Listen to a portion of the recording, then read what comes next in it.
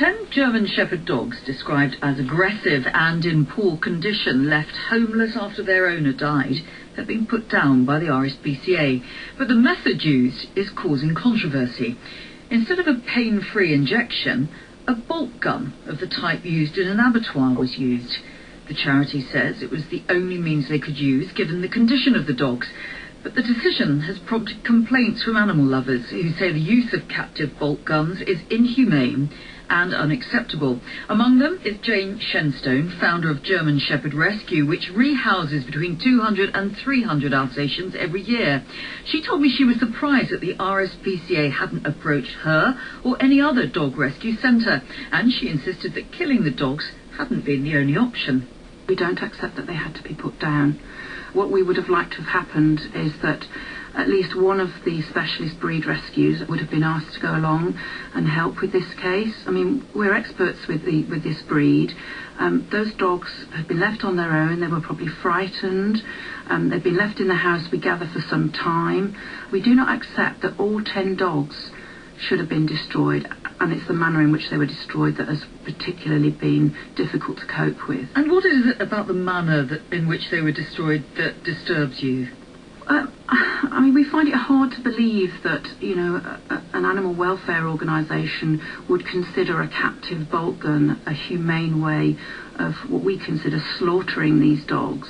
The RSPCA are a high-profile member of the International Companion Animal Management Coalition, ICAM, who state that this is an unacceptable method of euthanasia for cats and dogs. But if it was done on advice of RSPCA officers, it was considered the only way of putting these dogs down because they weren't in a condition to take an injection, would you accept it in that circumstance? No. The captive bolt has to be placed in very close contact with the animal's skull, and precise positioning is essential. Because of the shape of the dog's skull anyway, there is a very high risk of misstunning, which can cause great pain and distress.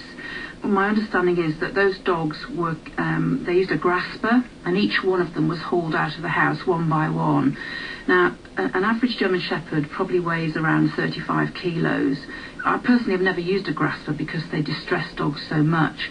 And the thought of a dog struggling, they claim they were aggressive, on the end of this catchpole, how on earth are they going to get the dog into a position to get precise positioning? So what would you have done instead if you couldn't inject them, if you couldn't use the gun, what would you do? What we would have done is to get the dogs out of the house. German Shepherds are very protective, very territorial of their property. If we'd have got them out one by one, they would have been taken to kennels where we could have assessed them. And individually, I think we would have had a much better chance of, at least being able to rehabilitate some of them. How many animal lovers do you think share your views? There are reports that dozens are cancelling their regular donations to the RSPCA. I think the average dog lover, the general public out there that have got pets themselves, if they knew that this had happened, I think they would be horrified. Euthanasia means peaceful death. I don't think there was anything peaceful about being shot through the head with a captive bolt gun. Jane Shenstone from German Shepherd Rescue. Well, listening to that is the RSPCA's Chief of Inspectorate, Tim Was. Thanks for talking to PM, Mr. Was, and let's answer some of those questions if you could. First of all, why didn't you try to get these dogs out of the house or try to rehouse them rather than deciding on the captive bolt gun?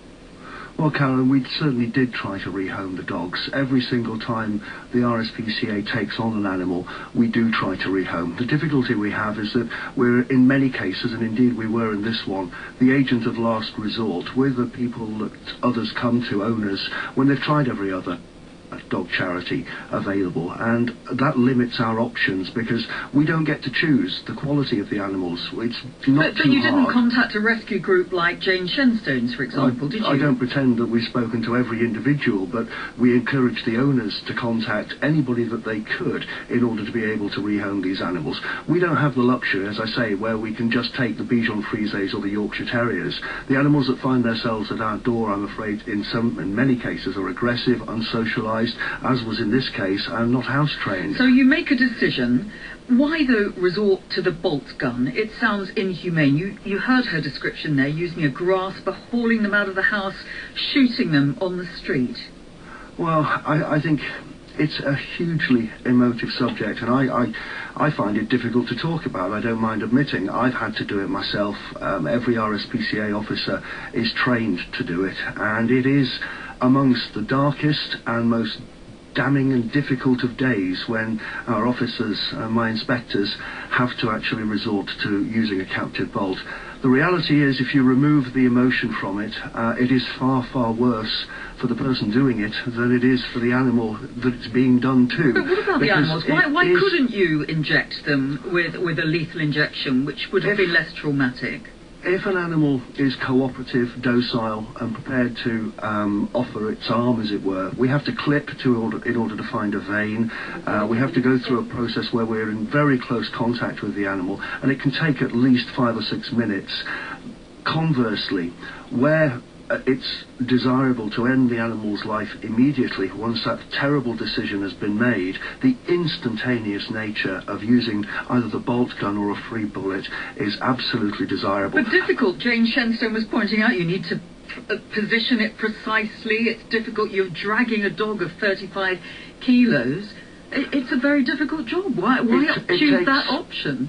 Because in actual fact it only takes 20 seconds or thereabouts. It takes 2 people, and it's a far, far more humane method because you're not distressing the animal, it doesn't know what's coming, you're not getting close to it and handling it. People like Jane Shenstone would disagree with that, but can you rule out using the gun again? And what do you say to animal lovers who are withdrawing their donations while you use them? Well, first of all, I'd say that we don't have any evidence of significant withdrawal. We are a respected and trusted charity. I think the majority of the public know that we will do the right thing in the right circumstances. I guide my officers all the time that if they have to put their angst and their upset at having to perform this duty, and let me be fair, okay, it is a duty. It's not something anybody enjoys doing. It's the people who have created and caused the problem in the first place, Carolyn, that they should aim it at. Tim Wass from the RSPCA, thank you.